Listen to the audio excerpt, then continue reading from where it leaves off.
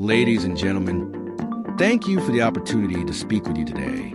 Nigeria, a nation blessed with vast natural resources and a vibrant, resilient population, is still grappling with two of the most persistent challenges of our time, poverty and hunger. But let me be clear, these are not inevitable. They are man-made problems, and together we can unmake them. Let's begin by facing the truth.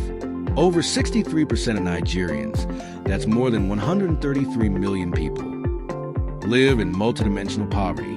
Millions go to bed hungry each night, not because we lack food, but because of systemic failures. We have the land, we have the youth, we have the markets. What we lack is coordinated action, sustained investment, and political will. Poverty and hunger are deeply linked. When people are poor, they can't afford food.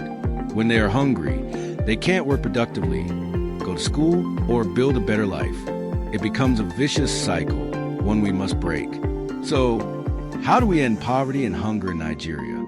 The answer lies in a bold, multi-pronged strategy that touches on agriculture, education, health, governance, infrastructure, and inclusion. I will walk you through 5 strategic actions, each rooted in practicality and proven models. First, we must revolutionize agriculture, the single biggest employer in Nigeria. Our farmers still use hoes and cutlasses in the 21st century. That must change. We need to invest in mechanized farming, access to credit and insurance, improve seeds and irrigation, storage and transportation infrastructure. Agriculture should not be a survival activity. It should be a wealth-generating enterprise. By empowering smallholder farmers, especially women and youth, we can produce more, waste less, and feed our nation. We must also establish agro-industrial zones to process what we grow. This alone can create millions of jobs and drastically reduce food imports. Second, we must invest in people. No country has defeated poverty without investing in education, healthcare, and nutrition. We must ensure every child is in school and learning.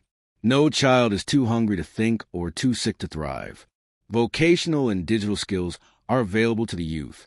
Conditional cash transfers linked to school attendance and health visits can lift millions out of poverty, as we've seen in Brazil and Indonesia. Third, build rural infrastructure. The roads that take food to markets must be fixed. Electricity that powers small businesses must be reliable. Clean water and sanitation reduce disease and boost productivity. Development must not end at city borders. Rural Nigeria cannot be left behind. Fourth, we must strengthen governance. Every dollar meant for poverty reduction must be used transparently.